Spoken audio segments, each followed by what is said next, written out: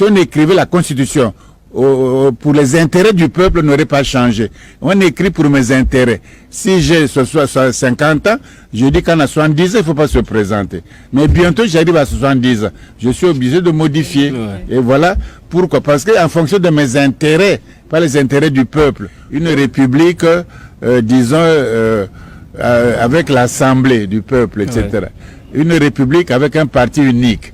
Une république avec plusieurs partis. Une république là où on s'accroche au pouvoir. On ne veut pas céder, il n'y a pas de règles. Là où on ne respecte même pas les lois.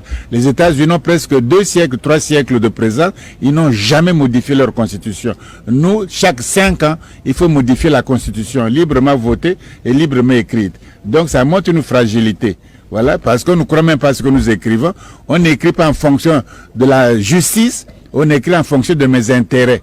Si on écrivait la constitution pour les intérêts du peuple, n'aurait pas changé. On écrit pour mes intérêts. Si j'ai 50 ans, je dis qu'en a 70 ans, il ne faut pas se présenter. Mais bientôt, j'arrive à 70 ans. Je suis obligé de modifier. Et voilà pourquoi. Parce qu'en fonction de mes intérêts, pas les intérêts du peuple. Or, aux États-Unis, on ne fait pas les intérêts de quelqu'un, on fait les intérêts du peuple, de l'État fédéral. De les intérêts de l'État fédéral. Et du coup, ça dure. On peut faire des amendements, mais la Constitution dure. Nous, on change chaque jour, tous les 5 ans, la Constitution, parce que on n'y croit même pas. C'est souvent écrit par des juristes français qu'on paye, qu'ils écrivent. Ils sont jamais venus en Afrique. Vous leur donnez, ils écrivent des idées vagues comme ça. Tout le monde dit que la République est une indivisible. Ça veut dire quoi? La nation n'est même pas une. La nation n'existe même pas. Il y a des tribus qui sont au-dessus de la nation.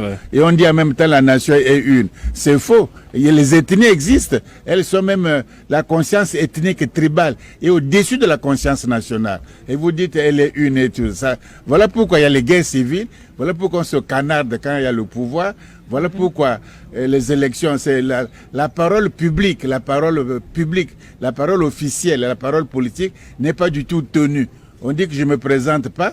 Bon, on y va. Quand les élections arrivent, on dit qu'il faut changer la Constitution, je me présente quand même. Donc la parole publique n'est pas tenue. Il n'y a pas d'honneur à la tenir. Voilà. Ces malheurs ne viennent pas à cause du principe qui en soit bien, mais à cause de nos comportements, de nos ambitions, de nos envies, surtout de nos intérêts personnels. Voilà pourquoi, dans la Constitution africaine, là, dans le débat africain, il faut parler des intérêts. Il faut... Les pays sauvent leurs intérêts. Les Chinois font pour les intérêts chinois, pas pour autre chose. Les Russes pour les intérêts russes. L'Amérique, American First, c'est les intérêts américains. Hein? En France, c'est les intérêts français.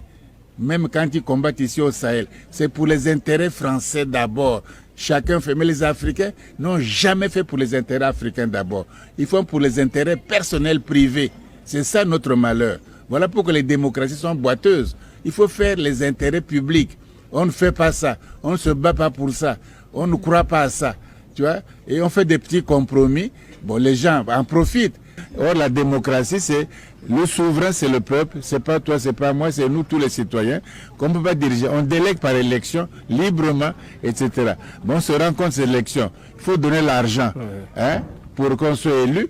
Donc, la corruption, il faut faire le clientélisme. La corruption, quand je suis élu, je forme le gouvernement. Je fais ma tribu, je favorise ma tribu, les grands postes, la diplomatie, les finances, l'intérieur, l'armée, etc. Je donne souvent à des gens un peu de ma tribu, de ma région ou de ma fidélité, de mon parti. Professeur. Donc, au fond, le mal ne vient pas de la démocratie. Le mal vient de nos comportements. De notre comportement.